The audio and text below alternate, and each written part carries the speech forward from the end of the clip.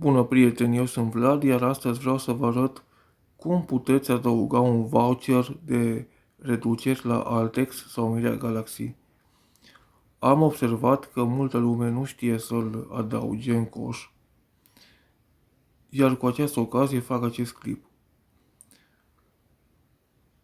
După cum vedem, la Altex sau Media Galaxy, telefoanele Motorola dispun de extra reducere 20%, care este valabilă de ieri până mâine inclusiv. Pentru asta trebuie să intrăm pe produs,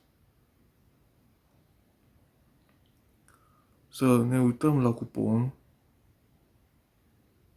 ce dispune de ce dispune cuponul, ne uităm la informație, dăm pe i acesta și vedem. Aplică cuponul Motorola 20, iar campania se desfășoară în perioada 14-15, 16-5 2022, adică până mâine, inclusiv astăzi este 15. Dăm înapoi, adăugăm produsul în coș,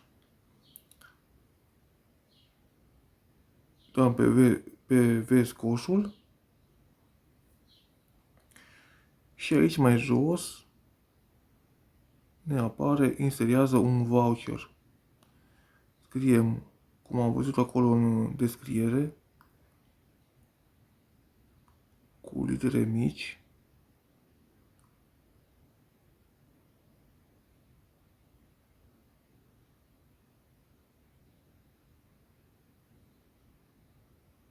Motorola 20 legat, dăm pe aplică, coșul a fost actualizat și vedem discountul care îl primește. Discount 700 de lei, un discount foarte bun, iar telefonul costă 2800 de lei. Un preț foarte bun, părerea mea.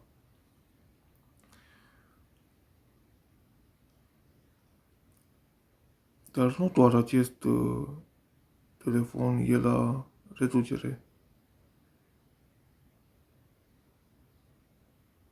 Mai sunt și alte modele, cum ar fi Motorola G200 5G, Motorola Edge 20 5G,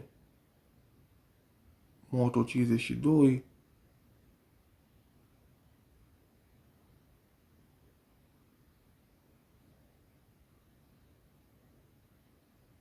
Moto Edge 20 Lite,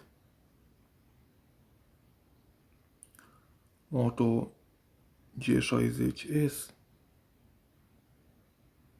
G51, G22.